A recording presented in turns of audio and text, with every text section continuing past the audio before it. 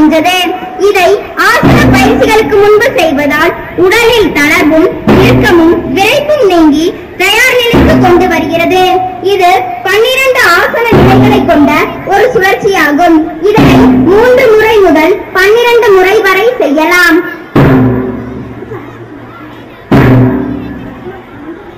நின்ற நிலை ஆசனம், பாதஹஸ்தாசனம்.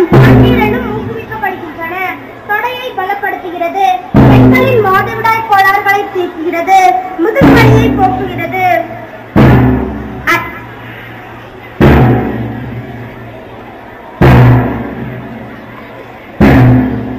அர்த்தசக்ராசனம். இறுதி நிலை முதுகு பகுதி அரை வட்டத்தில் வளைந்து நரம்புகளை தூண்டி விடுகிறது. முதுகெலும்பை வளைந்து கொடுக்கும் தன்மை உடையதாக்குகிறது.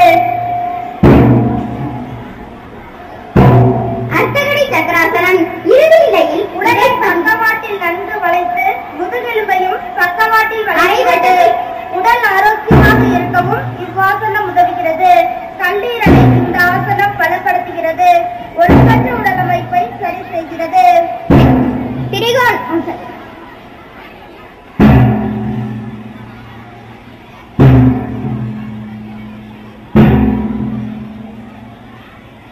திரிகோணாசனம். இந்த ஆசனம் முக்கோண தோற்றமளிப்பதால் இப்பெயர் பெற்றது. இடுப்பில் உள்ள அதிகமான தசையை குறைக்கிறது. உடம்பில் நிலைத்தன்மையை உருவாக்குகிறது. கணுக்கால் மற்றும் தொடை தசையை பலப்படுத்துகிறது. முதுகெலும்பு நன்றாக வளைந்து செயல்படுவதால் இளமையோடு இருக்க உதவுகிறது. ஏக பாதாசனம். ஏக என்றால் ஒன்று, பாத என்றால் பாதம், ஒரு பாதத்தில் நிற்கிற நிலை. இரத்த ஓட்டம் சீர்படும். மன அமைதி பெறும். கால் தசைகள் உறுதியடையும். சுவாச மண்டலம் நன்கு வேலை செய்யும். முதுகு பிடிப்புக்கு சிறந்த ஆசனம். தியானம், மன ஒருமைப்பாடு, திட சிந்தனை ஆகியவற்றிற்கு சிறந்த ஆசனம்.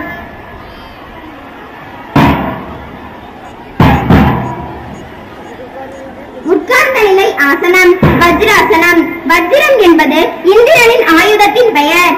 தியானத்திற்கு ஏற்ற ஆசனம். தண்டுவடம் நேராக இருக்கவும் இடுப்பு, முழங்கால்கள், கணுக்கால்கள் வலுப்பெறவும் உதவுகிறது. மூட்டுகளில் உள்ள பிடிப்பை அகற்றுகிறது. சாப்பிட்டவுடன் செய்யக்கூடிய ஒரே ஆசனம் இது.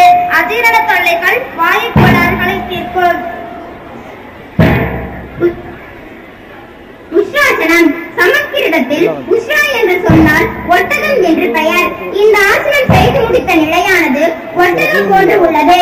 அதனால் உஷ்ராசனம் என்று பெயர். சளி, ஆஸ்துமா போன்ற நோய்களை தீர்க்கும். தைராய்டு சுரப்பிகள் நன்கு வேலை செய்யும். கழுத்து, முதுகு, இடுப்பு வலிகளை போக்குகிறது. உடலின் முன்பகுதி நீட்சி அடைகிறது. ஜானு சிரசாசனம்.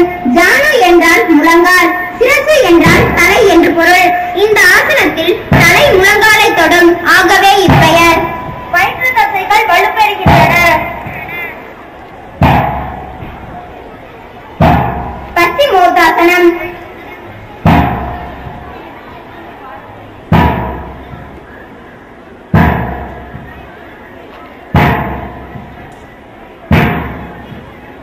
பச்சிமோத்தாசனம். பச்சிமா என்றால் மேற்கு.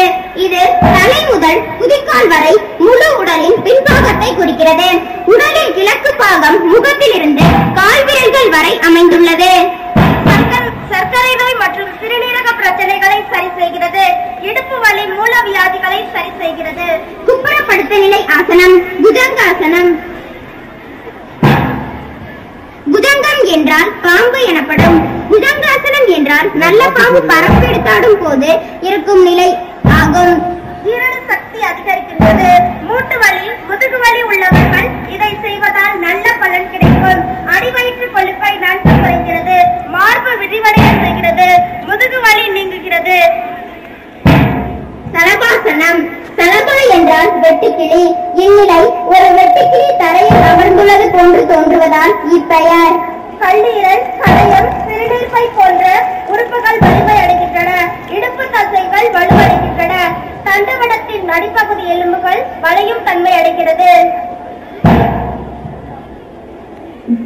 தனுராசனம். தனுராசனம் என்பது வில் போன்ற இரு கை எனப்படும். வில் போன்று தோற்றம் அளிப்பதால் இப்பெயர். உள்முதுகு சரி செய்யப்படுகிறது. வயிற்றின் உள்ளுறுப்புகள் பலம் பெறுகின்றன. பெண்களின் மாதவிடாய் கோளாறுகள் சீராகின்றன. மலச்சிக்கலுக்கு சிறந்த ஆசனம் மல்லாந்து படுத்த நிலை ஆசனம். பவன முத்தாஸ்.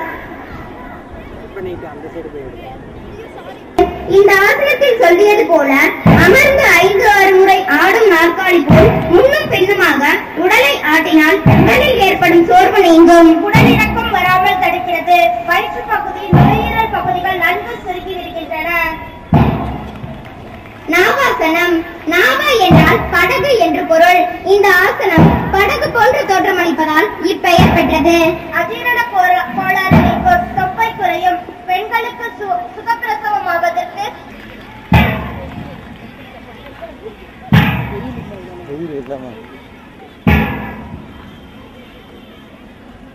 சக்கராசனம். இது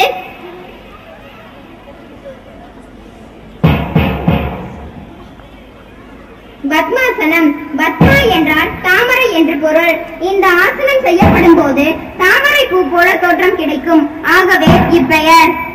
கவன சக்தியை அதிகரிக்கும் ஆசனம். தொடை தசையை குறைக்க வல்ல ஆசனம். ஜீரண சக்தி மற்றும் நரம்பு மண்டலத்தை தூண்டுகிறது. தலைவலி, அஜீரண கோளாறு நீங்கும்.